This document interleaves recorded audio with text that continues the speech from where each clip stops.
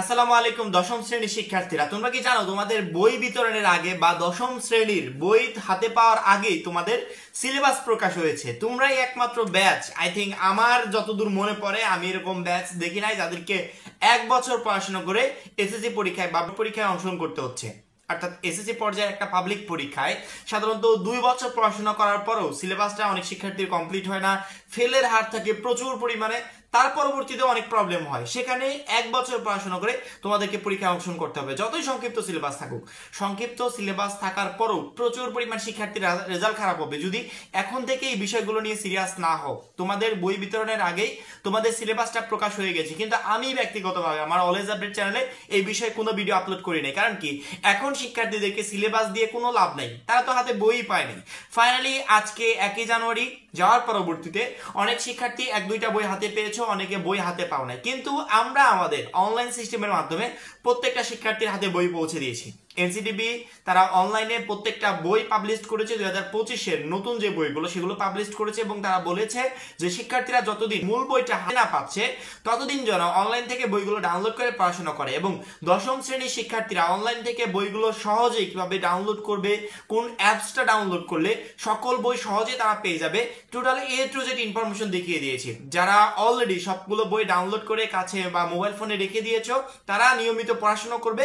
এখন তোমাদের সংক্ষিপ্ত সিলেবাস অনুসারে বারবার করে বলছি, 1 বছর পড়াশোনা করে এসএসসি পরীক্ষায় অংশগ্রহণ করতে হবে। তার মানে কি, একটা সেকেন্ডও নষ্ট করার মতো সময় তোমার হাতে নেই। তোমাদের দেওয়া হয়েছে শর্ট সিলেবাস, পুরো বই অনুযায়ী আর পরীক্ষা হবে না। শর্ট সিলেবাস দেওয়া হয়েছে, এই শর্ট সিলেবাসে তোমার বাংলাতে কি কি চ্যাপ্টার থাকছে, ইংরেজিতে কি কি থাকছে, অঙ্কে কি কি থাকছে, এইভাবে সকল সাবজেক্টে কোন কোন চ্যাপ্টার পড়ে পরবর্তীতে পরীক্ষায় অংশগ্রহণ করতে হবে আজকে টোটাল ইনফরমেশন দিয়ে দেবো। আজকের পর থেকে যারা বইগুলো হাতে পেয়েছো বা অনলাইনের মাধ্যমে বইগুলো পেয়েছো, প্রত্যেকটা শিক্ষার্থী সিলেবাস দেখে পড়াশোনাটা স্টার্ট করে দিবে। বেশি কথা না বলে চলো তোমাদের প্রত্যেকটা সাবজেক্টের সিলেবাসটা তোমাদেরকে দিয়ে দিই। দশম শ্রেণীর সংক্ষিপ্ত সিলেবাস বা এসএসসি 26 ব্যাচের সংক্ষিপ্ত সিলেবাস ডাউনলোড করার জন্য প্রত্যেকটা শিক্ষার্থী নিজেদের মোবাইল ফোন থেকে গুগল বা গুগল ক্রোম নামে যে অ্যাপসটা আছে অ্যাপসের ভিতর যাবে, সার্চ অপশনে গিয়ে সার্চ দিবে এসএসসি 26 বা ক্লাস 10 লিখলেও কোনো সমস্যা নেই।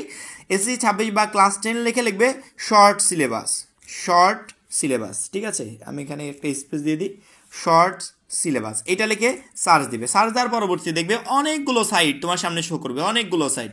তুমি যদি প্রথম nctbbook.com-এ যাও এখানেও পেয়ে যাবে, তুমি যদি এখানে সবুজ প্রান্ত.com এখানেও পেয়ে যাবে, যে কোনো সাইটে গেলেই হবে। আমি সবুজ প্রান্ত.com বা nctb.com, আমি nctb.com-এর উপর চাপ দিলাম। এটা এই সাইটটা প্রচুর পরিমাণে ব্যস্ত এখন, আমি নিচেরটা সবুজ প্রান্ত.com এটার উপরে চাপ দিব। এটার উপরে চাপ দেওয়ার সাথে দেখো এই যে নিচে একটু আসলেই প্রত্যেকটা সাবজেক্টের শর্ট সিলেবাস এই মুহূর্তে আমার সামনে। এখান থেকে যে কোনো সাবজেক্টের শর্ট সিলেবাসটা তুমি ডাউনলোড করতে পারো। শুধুমাত্র এই সাইডে এসে যে ডাউনলোড করতে হবে এমনটা না, সার্চ দেওয়ার পরবর্তীতে তোমার সামনে যেই সাইট আসবে সেই সাইডে ঢুকবে। প্রত্যেকটা সাইডে একই সিলেবাস, শিক্ষা বোর্ড থেকে যেগুলো দেওয়া হয়েছে এগুলোই প্রত্যেকটা সাইডে এক একজন এক এক রকম করে আপলোড করেছে। সেক্ষেত্রে যে কোনো সাইডে ঢুকে ডাউনলোড করলে হবে। বাংলা প্রথম পত্র ডাউনলোড অপশনের উপর চাপ দিলাম, চাপ দেওয়ার সাথে আমার জিমেলটা চেয়েছে, জিমেলটা দিয়ে ওকে করে দিলাম। এখন বাংলা প্রথম পত্রে 2026 সালের সংক্ষিপ্ত সিলেবাসটা এই মুহূর্তে আমার সামনে। দেখো কি কি চ্যাপ্টার পড়তে হবে না পড়তে হবে সব কিছু এখানে দেওয়া আছে, সংক্ষিপ্ত সিলেবাস, একবারে সংক্ষিপ্ত। সেক্ষেত্রে আমার মনে হয় না যে আহামরি কোনো প্রবলেম হবে তোমাদের পড়াশোনা করার জন্য। তোমার গণিতেরটা প্রয়োজন, গণিতের পাশে যে ডাউনলোড লেখা অপশন আছে এটার উপরে আমি চাপ দেবো। দেখো চাপ দেওয়ার সাথে দেখো গণিতেরটা চলে আসছে, অলরেডি গণিতেরটা চলে আসছে। কী কী চ্যাপ্টার পড়তে হবে এখানে ক্লিয়ার করে দেওয়া আছে। সেক্ষেত্রে প্রত্যেকটা সাবজেক্টের সংক্ষিপ্ত সিলেবাস তুমি এইভাবে ডাউনলোড করে তোমার মোবাইল ফোনে রেখে দিতে পারো। তোমার একটা কাজ হবে, ডাউনলোড অপশনের উপর চাপ দেওয়ার পরবর্তীতে স্ক্রিনশট নিয়ে নেবে, তাহলে সহজেই তুমি এখান থেকে পড়াশোনাটা করতে পারবে। আশা করি তোমাদের এই সংক্ষিপ্ত সিলেবাস ডাউনলোড করে পড়াশোনা করার জন্য কোনো ধরনের কোনো প্রবলেম হবে না। যেভাবে দেখালাম সেভাবে তুমি ঢুকে প্রত্যেকটা সাবজেক্টের সংক্ষিপ্ত সিলেবাসটা ডাউনলোড করে পরবর্তীতে পড়াশোনাটা স্টার্ট করবে। আনুমানিক বা আন্দাজে পড়াশোনা করার দরকার নেই, সেক্ষেত্রে তোমার সময় অপচয় হবে। সংক্ষিপ্ত সিলেবাস দেখবে কি কি চ্যাপ্টার আছে, পরবর্তীতে সেই চ্যাপ্টার অনুযায়ী পড়াশোনা করার চেষ্টা করবে। আশা করি বুঝতে পেরেছো।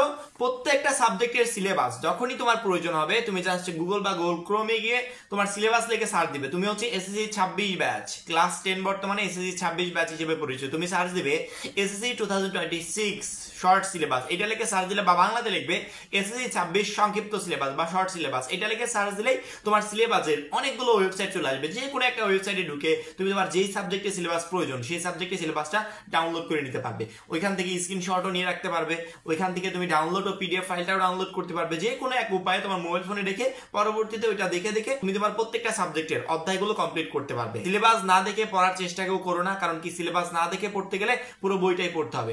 আগে তোমাকে জানতে হবে যে তোমার পরীক্ষার জন্য কি কি চ্যাপ্টার তোমাকে দেওয়া হয়েছে পড়াশোনা করার জন্য, সেই চ্যাপ্টারগুলো দেখবে এবং পড়বে। তাহলে আশা করি তোমার সময়ও নষ্ট হবে না, কোনো ধরনের কোনো সমস্যায় পড়তে হবে না। এখন এই পর্যন্তই ক্লাস 10 বিষয়ক পরবর্তী সকল গুরুত্বপূর্ণ আপডেট আমাদের এই চ্যানেল থেকে পাবে। তার জন্য আমাদের চ্যানেলটা সাবস্ক্রাইব করে পাশে বেল আইকনটাতে ক্লিক করে রাখবে। সবাই ভালো থাকবে, সুস্থ থাকবে, আল্লাহ।